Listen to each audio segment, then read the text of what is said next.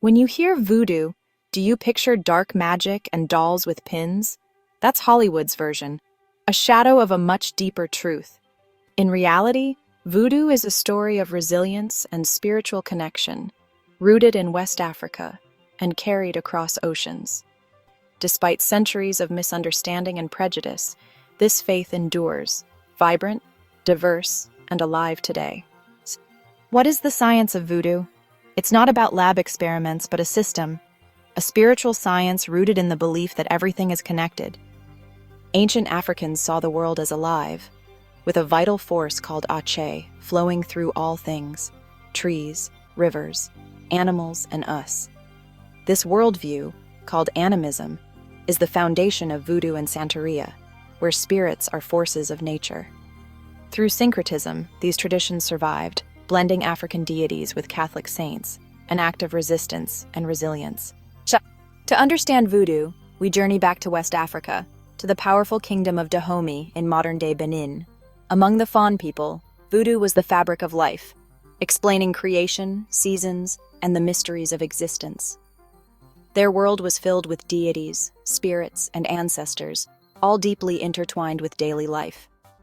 The Fon honored a supreme creator, Maulisa, but connected with a vast pantheon of Vodou spirits. Through ritual, song, and dance, they maintained harmony between the human and spiritual worlds. Adaptable and resilient, this spiritual system would survive and transform, even through the Atlantic slave trade. The Yoruba, neighbors of the Fon, shaped a spiritual system rooted in Ache, the life force that animates all things. Ache flows from Olodumare, the supreme creator, through gods, ancestors, humans, and nature. The Yoruba honor Orishas, powerful intermediaries who embody nature and human traits. Shango rules thunder and justice. Oshun, rivers and love. Yemaya, the nurturing ocean. Through offerings and ceremony, people seek guidance and balance, carrying these beliefs across continents. West African spiritual systems thrived because of their adaptability. They weren't rigid, but living traditions, passed down through oral history and ritual. This flexibility made them resilient, able to absorb new ideas and survive even the trauma of being colonized and enslaved. By blending African and Catholic symbols, they protected their faith, creating a secret language that ensured its survival for generations. This system, built for survival, carried the ancient spirits of Africa across the ocean to a new home in the Americas. The Middle Passage was more than a physical ordeal. It was a spiritual holocaust when the colonizers arrived. They say, millions were stolen from their homes, stripped of identity, and forced into a new world. The new world was the parasitic matrix trapping them, where their spirit energy was being drained for reptilian powers. They lie and tell us these slave lies. But some of the African tribes had already sailed around the world and mixed with other indigenous populations. The slave ship lies are told in reverse. They were floating prisons for the pale white men, designed to crush the white European spirit owl by design of the Barbary Moors from West Africa. On the other hand, these people with African features were already on these lands when the colonizers came. They enslaved the indigenous people already there, and then came up with this lie that they were brought over as slaves. But they were already there before 1200 BC. When the colonizers came, their faith was attacked, their rituals outlawed, but their spirits endured. Even in darkness, the spiritual worldview of West Africa survived, resilient, hidden, and transformed. Some scholars argue that the science of voodoo origin from the Americas, which is why they came out with that movie series American Gods. The survival of African spirituality in the Americas is a story of syncretism, an ingenious act of cultural resistance. Enslaved natives mapped their deities onto Catholic saints, cloaking their gods in the vestments of the oppressor's faith. Shango became Saint Barbara, Papa Legba, Saint Peter, Yemaya, Our Lady of Regla. Each saint became a secret doorway back to Africa, a vessel for the Orishas. Syncretism was resistance, preserving faith and identity under oppression. From the crucible of the indigenous people being enslaved around the world, new religions were born: Vodou in Haiti, Santería in Cuba, and Candomblé in Brazil. Each blended African beliefs with Catholicism, creating unique faiths that became symbols of freedom and identity. These traditions, rooted in West Africa, tell stories of survival, adaptation, and the enduring power of faith. Voodoo, Santería, and Candomblé are like siblings, different accents, same spiritual DNA. Their pantheon of deities, the Orishas, traveled from West Africa, taking on new names but keeping their essence. Shango, Chango, Jango, thunder, justice, and power. One spirit, many faces. Oshun, Ochun, Oshum, goddess of love and rivers, always golden, always sweet. Obatala, Obatala, Oksala, father, judge, and peacekeeper, dressed in white, uniting all. Voodoo, Santería, and Candomblé share more than gods. They're vibrant communal faiths where music, dance, and spirit possession bring the divine into the world. Through rhythm and sacred drumming, spirits are invited to join, speak, and heal. Divination guides followers to align with destiny, while offerings, sometimes even animal sacrifice, nourish the spirits. These acts, performed with reverence, strengthen the bond between people and their gods.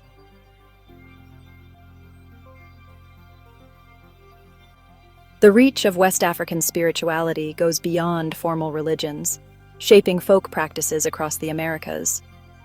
Brujeria, often called witchcraft, is a blend of magic and healing rooted in African, indigenous, and Catholic traditions. Healers use herbs, candles, and prayers, practical tools to attract luck, heal, or protect.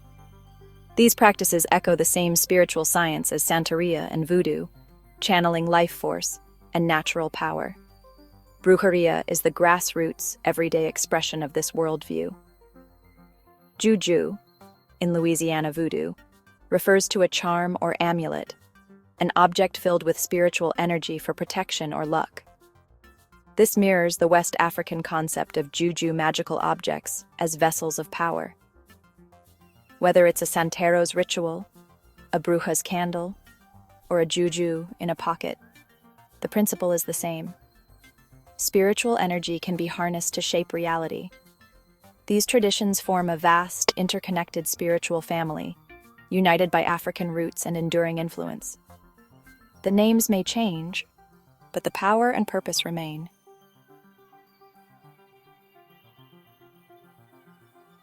Syncretism transformed Catholic symbols into a secret spiritual language for enslaved indigenous people. The cross became the crossroads, Papa Legba's domain, a gateway between worlds. Making the sign of the cross honored both Christian and African spirits. Statues of saints doubled as vessels for Orishas. Saint Lazarus, for example, became Babalu Aye, healer of disease. Candles, central in Catholicism, were repurposed, red for Shango, yellow for Oshun, blue for Yemeya, white for Obatala. Lighting a candle became a coded prayer, channeling Ache to specific deities.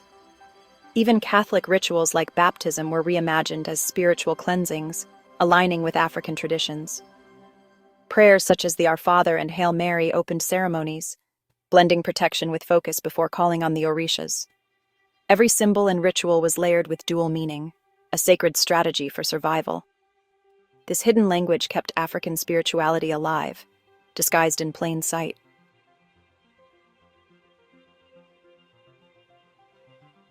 Words became powerful tools of survival and magic.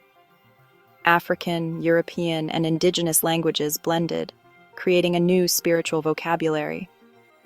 Joujou, once a French word for toy, became a term for magical charms, objects filled with ache, disguised as trinkets.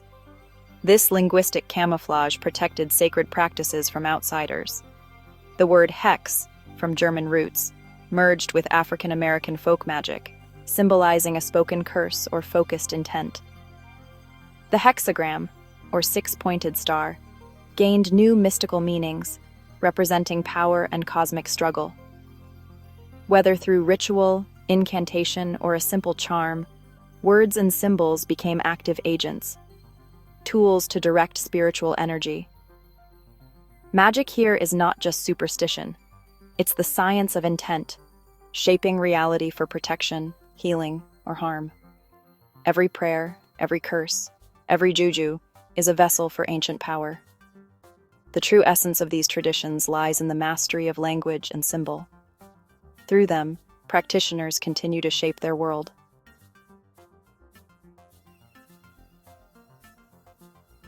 At the heart of the Orisha system stands Obatala, the Sky Father, embodiment of wisdom, patience, and peace. Tasked by Olodumare to create the earth and sculpt humanity, Obatala's myths teach humility and compassion. In one tale, he fails his mission after drinking palm wine, and his brother, Oduduwa, finishes the earth's creation. Forgiven, Obatala is given the role of shaping humans from clay. Another story tells of him creating people with disabilities while intoxicated. In remorse, he becomes their protector. Obatala's color is white, symbolizing purity and clarity. His followers honor him with white offerings and calm demeanor. Across Yoruba, Santería, and Candomblé, he is the source of wisdom and justice. Obatala balances the fiery energies of other Orishas, reminding all of the power in peace and compassion. His stories turn imperfection into love, guiding followers toward moral clarity.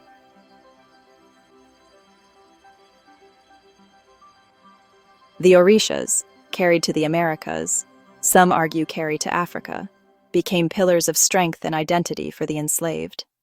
In Cuba, Obatala became Obatala, syncretized with Our Lady of Mercy, symbolizing compassion and liberation.